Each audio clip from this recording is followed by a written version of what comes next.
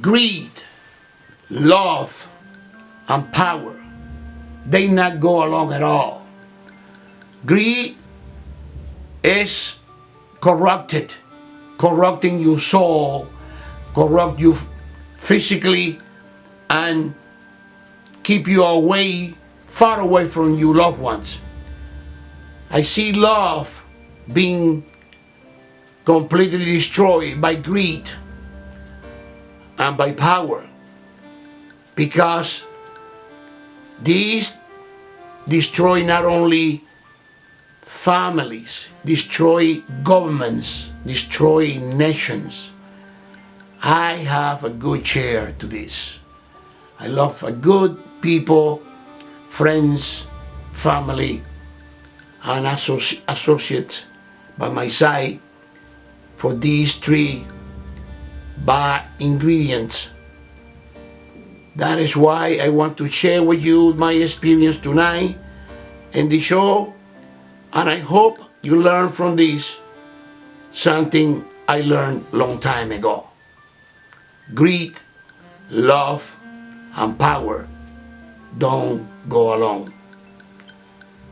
I hope you got a great time watching the show, and God bless you, and please use this experience for good in your life. Thank you.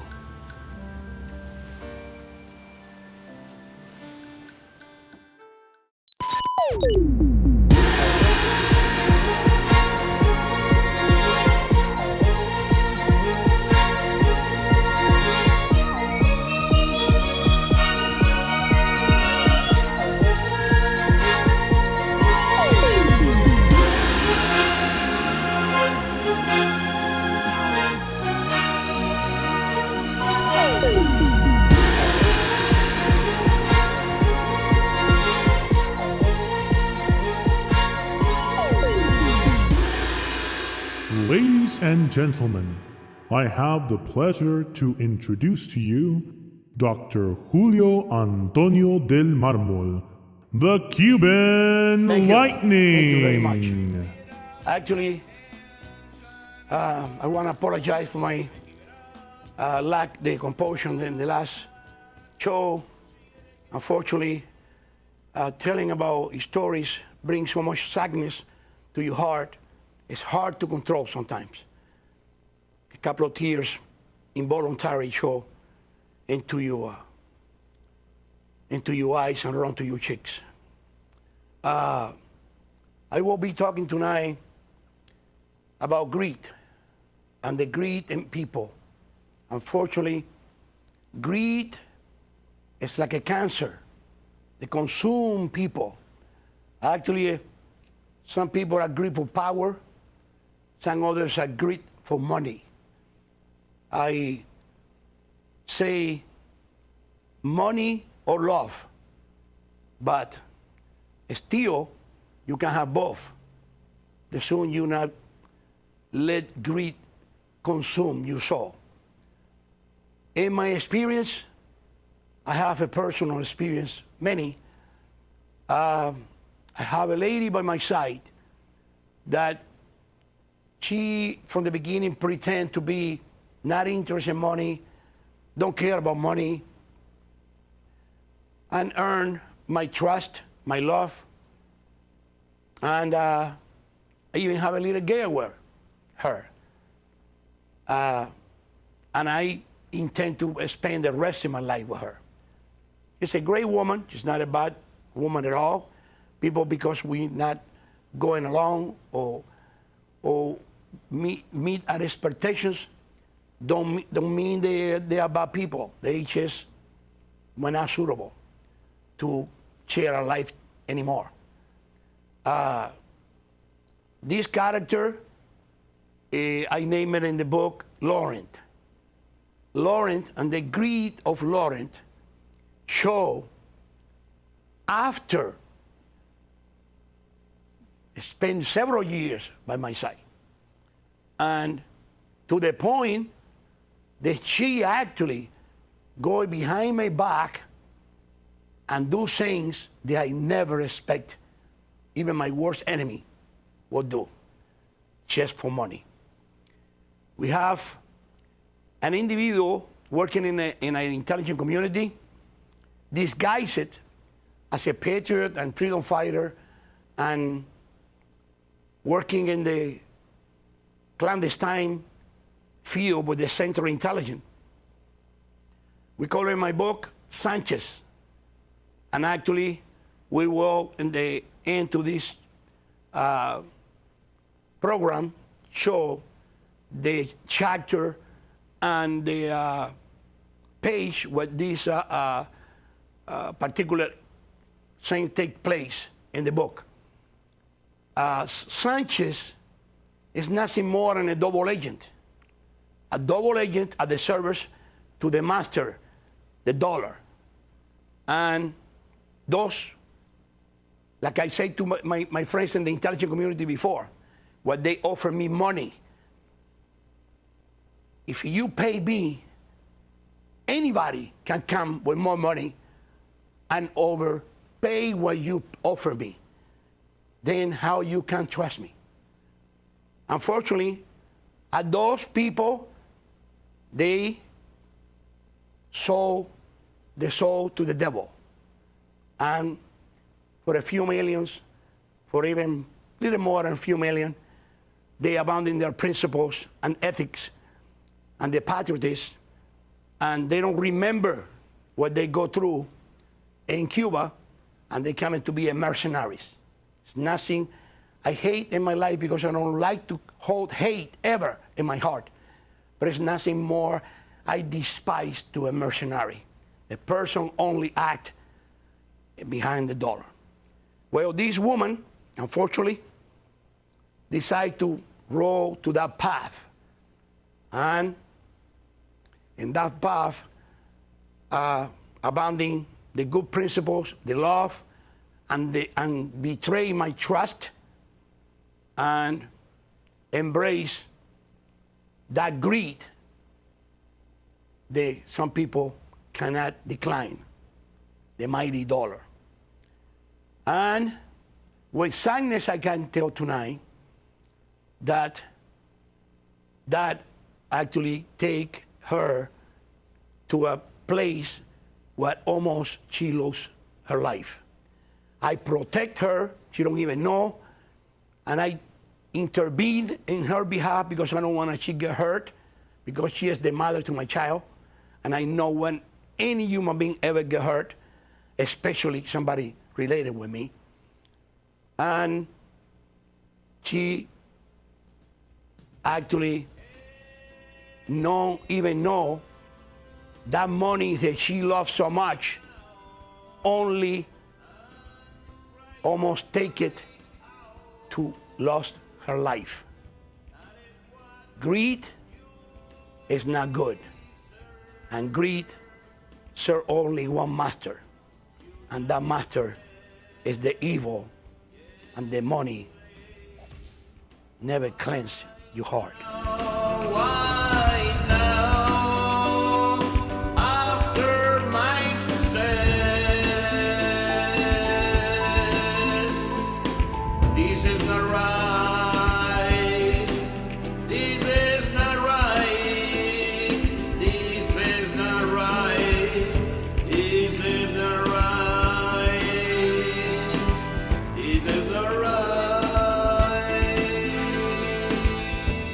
Continue with the greed to the human being and why people behave the way they behave.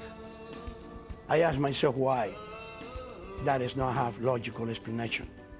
You go with the individual, and those individuals act a second moment at impulse and don't restrain. And remember, the money is just a piece of paper, and eventually it will evaporate. If there's no principle or love behind, I'd rather to be poor and don't have anything in my life. We will mention about Romero. Romero is one of my characters in the Zipper book, the Cuban Lightning, the Zipper book, and we will mention the chapter and the page into the show. Romero is not one of our team. Romero is the individual the intelligence community bring to me from Argentina to we use it as a printer for the money, what is supposed to be kind of fake currency, but it's not. It's actually a clone money because it's being, like I said before, I repeat it again, those not watching that show, getting an idea, we got the paper, we got the magnetic ink, we got the plates, and we got all the ingredients from the Treasury Department to do this operation. The money Romero print, we have a problem with the $100 bill, but as we develop the project, I consult with O'Brien, and O'Brien tell me forget about the $100 bills, go for the 50s and the 20s, and we get somebody else to do the 100s. And we did exactly as I told.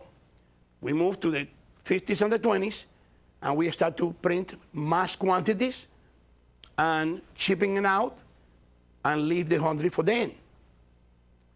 As you remember, in another show, Father Salomon, or the monk supposed to be take over for Romero to do the job for the $100 bill, coming to the country, Jacob bring it to us, and he take over and complete the $100 bill. As we doing all this production, we finish the 50s and the 20s, and we only concentrate in the $100 bills. The $100 bills, Romero gets so greedy and completely fascinated to the job that we've been doing with the $100 bill, because he's hanging around still in the shop. He wants to take whatever he can, because it's a perfect, beautiful artwork. And the soon we finish with the $100 bill, and we wrapping all the $100 bills in bundles of $10,000 each, filling up boxes and boxes and shipping those $100 bills out to the warehouse. Actually, Romero start to, with friends that we don't even know, start to smuggling money out of the warehouse and behind our back. To the point that he got complicity with another people. They've been doing that for a while already, pulling money out of the warehouse. As we've been printing in night, and we closing the warehouse for second hours, so the people can get a rest. They filled up a full plane in Long Beach Airport with the $100 bill boxes, and they take it out of the country. And of course, Romero, in his greed, forgot who is he dealing with, and the people who he's dealing with in our behalf, and he feels like he will be free flying back to his country in Argentina, where he coming from. I have a phone call, and I've been told that we have breach in the security, and I out of the country at that moment, doing another stuff. I just immediately come back to the country to take care of the situation, and I find out all the details of how the whole thing take place. Because we got several people watching the warehouse, and they videotape everything, but they got orders to not do anything because we don't want to call the attention to the local authorities. Fascinated, this sound, like not even in the movie. We don't do nothing. We let them take the money, and they ask me, what do you want me to do with? And I say, it's not up to me. Whatever you guys want to do with him, he actually made his own bet. You guys either help you to go to sleep, or you put it to sleep. It's up to you. And the far I know, Romero ended dead in his sleep after he broke his tooth in night. They find him dead in his bed the next day. That is the story about greed and about Romero. Sweet dreams will come real for you when you work hard with your mind and soul and give all your heart and dedication to what you believe. We will continue to talk about greed and how people lost love country, and lost everything they care in their life just for greed. Greed is the worst enemy in any human being. And I will give you one example in here. We have a general in the glorious armies to Fidel Castro invading Africa, invading Ethiopia, conquest Venezuela, turning around the beautiful country Venezuela used to be into the worst misery and calamity country we ever see in today's day. That is the Cuban government responsible. And one of the men in charge of awaiting the orders to the Castro and the elite, to the socialists and communists in Cuba, is a General Ochoa. Probably some of you guys don't know who the Ochoa is. Ochoa is not a great general. It's what I call a poor devil, a usable fool. Why? Because the Cuban government used him for all these ventures around the world, conquest, like a Hitler, all the lands, and bringing their idea, socialism and communist, and in the end, ended in front of the fighter squad, killing and being killed himself by the own people sent to do those glorious missions around the world. I have the honor, and I have the pleasure, and I have the most evidence, proof, because I penetrate Ochoa and his team in Panama. Actually, I say they are corrupted for money and greed. We offer them tremendous amount of money. We being invited by a double agent, introduce me as a businessman and my team. I bring one of the greatest associates I got in my team, Amelia, and they go all gaga over this woman and distract them so well that we managed to get all the information we need for them and how they operated, and transported all the drugs and cocaine from Colombia to Panama, and using the Cuban planes to distribute it, and the ships using the diplomatic immunity to distribute the drugs all over the world. This looks like a movie or tale for somebody's imagination. No, this is a fact, and you will find it in the Cuban Lightning, the Zipper. And all the books have been right, talking in details, all the operations we've been conducted successfully. I say 99.75%. The greed in Ochoa, corrupt Ochoa to the point to get involved with Noriega in Panama and Escobar, where they formed a triangle. And in that triangle, successful conduct business all over the world. Bring billions of dollars to the Cuban government to operate clandestine operations all over the world and spread terrorists and spread socialist revolutions all over the world.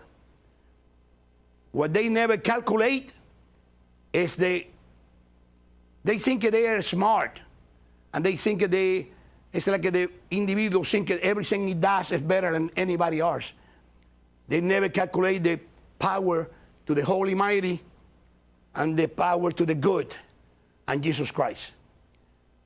And at a shot, a single bullet, we infiltrate them, we cut them with the pants down, we take pictures, we got recorders, conversation, and we actually expose them to the intelligence community and to the rest of the world. What they feel trapped, and they see they're going to be arrested, and Ochoa and flew immediately to Cuba, and Castro promised him, don't worry about it, we will protect you. They create immediately a phony trial, and they put everyone with Ochoa team in a public trial in Cuba, and they accuse it to be doing that by themselves, no association at all with the government, and they execute everyone in the fighter squad.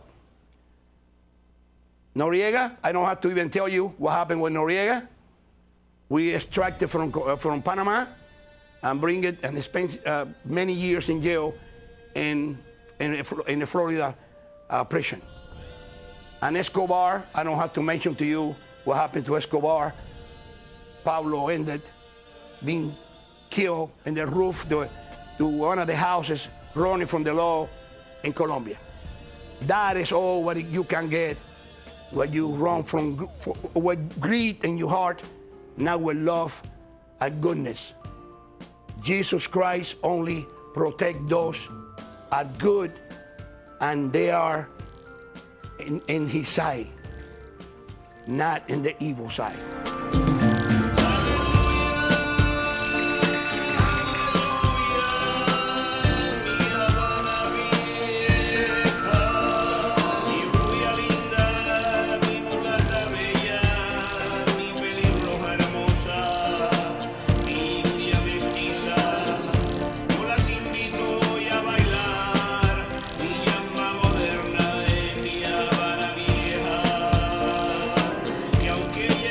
I will start tonight, tell you that many people tell me in many conferences I do around the world, universities, college. I got the honor to have one of my books coming to be a textbook. They use it in all the college and universities around the world for political scientists. And they ask me all the time, who are you? Why we believe in what you say? Why we take for good what you say? And I tell people all the time, don't believe nothing what anyone say, including me. Check me out. And I always tell people, you follow your heart. If you see, and you can feel my pain, and you can find that whatever doubt you have is just clarified by the data you find about myself and my background, then I think you will be a smart individual, woman or man, to say, let's give you the benefit of the doubt to this man. I will tell you one thing happened with me in my process in my life and my operations I conduct around the world. Long time ago, when I arrived from Guantanamo Bay to Florida, and my handler in the intelligence take me to his superior. And we sit down in an office, and he asked me, what do you want? Whatever you want, we want to give it to you because we want to compensate you. You actually have done an invaluable work for us that we don't have no way to pay for. And I say, I don't want anything. You don't want a car, you don't want a house, I don't want nothing. Just give me a place where sleep, and if it is possible, reestablish myself legally in this country. That way I can function from here and be at your service in the future. But I don't want nothing else. You mean nothing else? The gentleman looked in my eyes. I never forgot that deep blue eyes. And he said, are you crazy? You got, I don't know how much money, but you got tons of money in the bank because you actually one of the most valuable agents we have in Cuba. And through your uncle, we know now that you are the one that been sending all that, not him. In other words, he's been sending in his name to protect you. But now we know, and you hear, we have to take you to the bank and give you that you earn already. And I say, I'm sorry, sir.